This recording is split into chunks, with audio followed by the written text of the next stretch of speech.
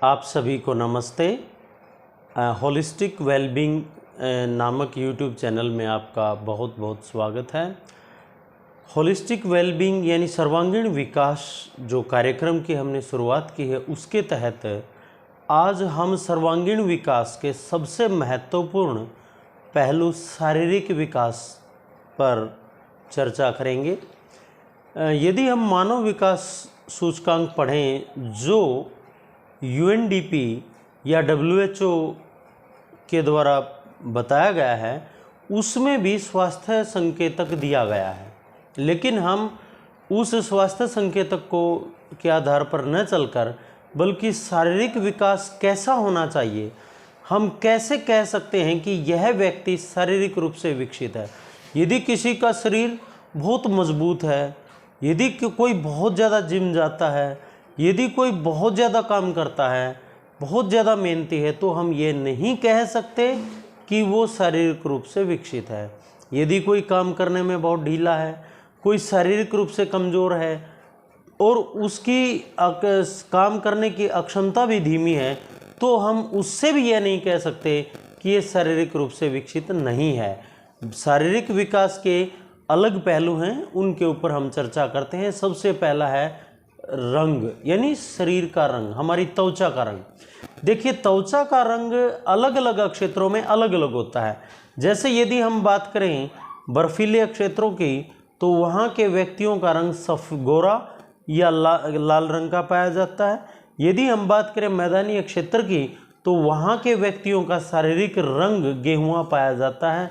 और यदि हम बात करें भूमध्य क्षेत्रीय क्षेत्रों की, तो वहाँ के व्यक्तियों का शारीरिक रंग काला पाया जाता है।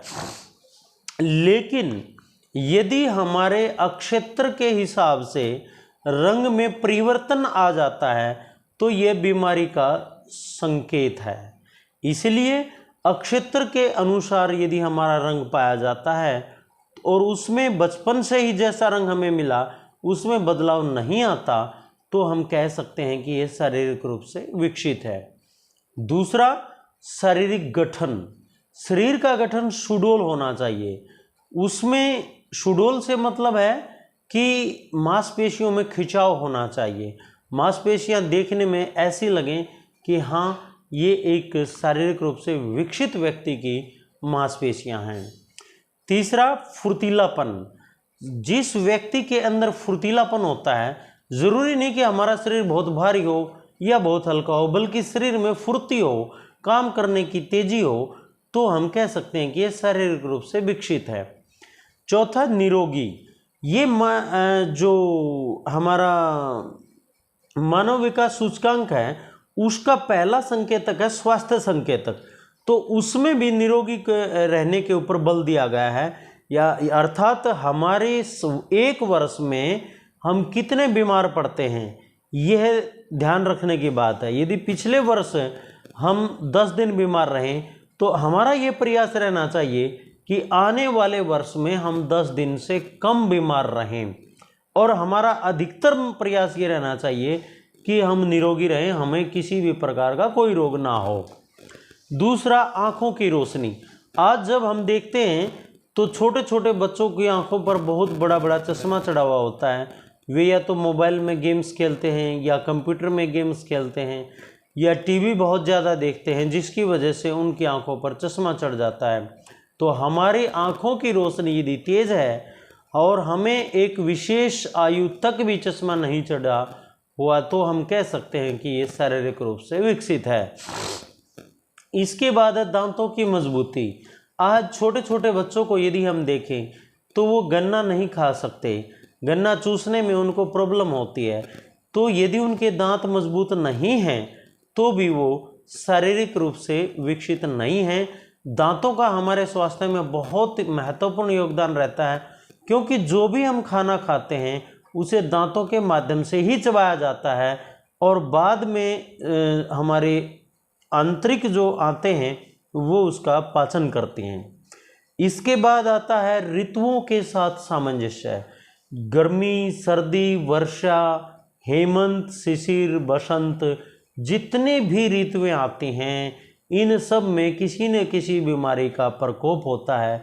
तो तो यदि हमारा ऋतुओं के साथ सामंजस्य है, हम ऐसा भोजन ले रहे हैं जो ऋतु अनुकूल है, हमारी वेशभूषा ऐसी है जो ऋतु अनुकूल है, और यदि हम मौसम बदलने पर, जैसे गर्मी से सर्दी में जा रहे हैं या सर्दी से गर्मी में बसंत में जा रहे हैं, बसंत से गर्मी और गर्मी से वर्षा में जब हम जाते हैं, हमें अलग अलग तरह की जो मौसमी बीमारियां हैं, जैसे वोमिटिंग होना, कफ एंड कोल्ड होना, फीवर होना, यदि इस तरह की ये समस्याएं नहीं आती हैं तो हम कह सकते हैं कि हम शारीरिक रूप से विकसित हैं। इसके साथ है मजबूत पाचन तंत्र। हमारा जो पाचन तंत्र है, जो डाइजेशन सिस्टम है, वो मजबूत होना चाहिए। आज बहुत से व्यक्तियों को गैस्ट्रिक की प्रॉब्लम है, वो डाइजेस्ट नहीं कर पाते। तो यदि उनका पाचन तंत्र कमज़ोर होगा तो शरीर अनेकों बीमारियों से घिर जाएगा, क्योंकि पाचन तंत्र कमज़ोर होने से जो भी खाना हमने खाया उसका रस नहीं बनेगा, बल्कि वो हमारी आंतों में जाकर सड़ेगा, और यदि भोजन सड़ेगा तो वो अनेकों प्रकार के विकार शरीर में पैदा करेगा।